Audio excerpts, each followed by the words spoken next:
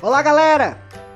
Hoje vamos estudar um pouco do filósofo político florentino, meu favorito, Nicolau Maquiavel.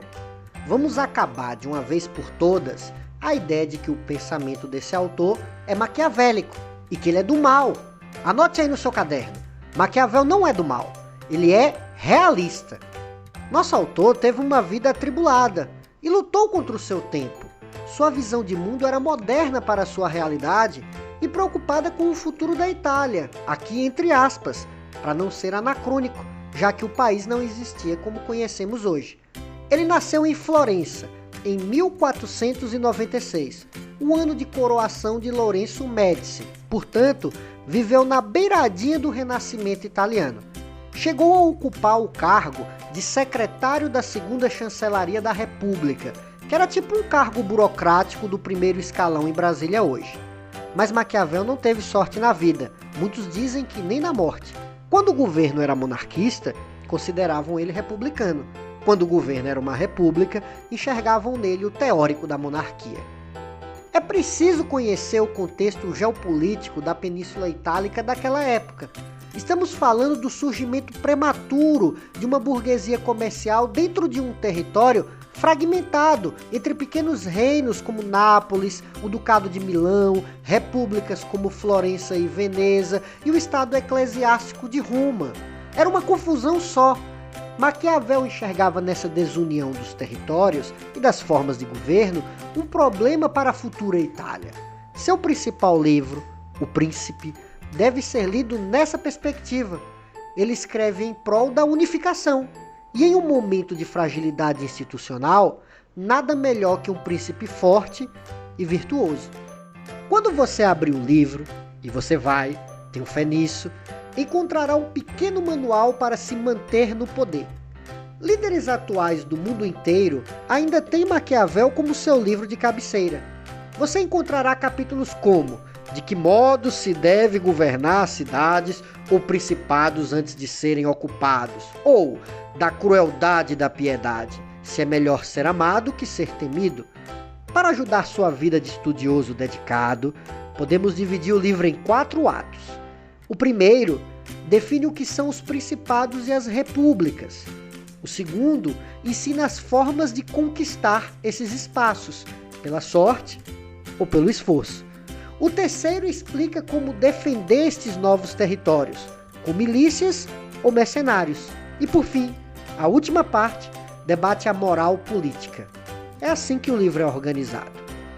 Mas apesar da aparente autoajuda para os príncipes, não se engane, o livro é muito esperto. Há também 4 grandes argumentos, mais ou menos escondidos nas entrelinhas.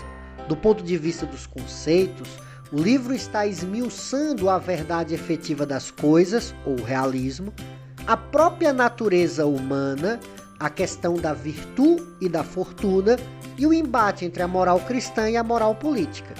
Dominando esses conceitos, você vencerá o livro. No primeiro ponto, sobre a verdade efetiva, Maquiavel faz uma provocação ao pensamento especulativo. Ele critica a linha de raciocínio platônica que pretende idealizar constituições perfeitas para realidades degeneradas. É preciso lembrar que estamos saindo do medievo, influenciado pelas ideias de Santo Agostinho sobre a necessidade de buscar uma cidade perfeita aqui na Terra. Maquiavel ri desse pensamento. Não importa como as cidades deveriam ser, mas como elas são de fato.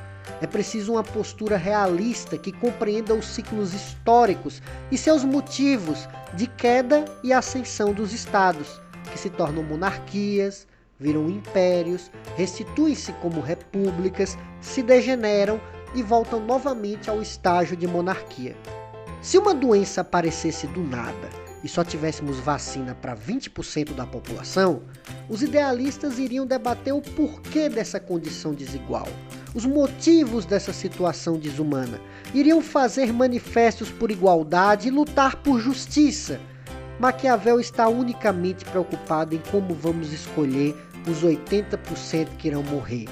Isso não é idealização, é o realismo puro do nosso autor. A história é cíclica, porque a natureza humana é imutável. Esse é o seu segundo argumento teórico.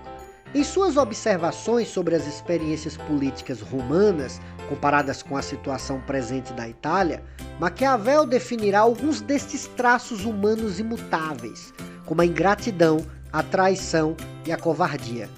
A queda dos sistemas políticos é uma lei em Maquiavel porque a degeneração é uma característica do próprio ser humano. A política, quando virtuosa, é um feixe de forças que luta contra essa natureza cíclica da humanidade. Ela pode fazer dilatar a duração das experiências positivas da convivência, mas sempre haverá degeneração. Os sistemas políticos são operados pela mão do príncipe.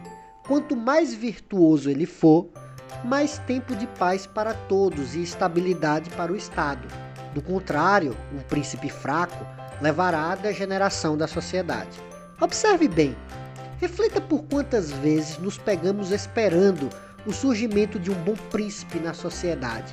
Mesmo agora, para Maquiavel, há dois conceitos norteadores para a prática do poder: a virtude e a fortuna.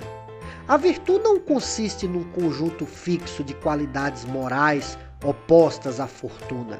A virtude é a capacidade do príncipe para ser flexível às circunstâncias, mudando com elas para agarrar e dominar a fortuna. A fortuna é sempre favorável para quem deseja agarrá-la. É a sorte que se oferece como presente para quem é ousado e está disposto a vencê-la. Lembre-se que a fortuna é uma deusa romana do acaso. O príncipe deve conquistá-la em seus braços virtuosos, ao invés de praguejar a falta de sorte.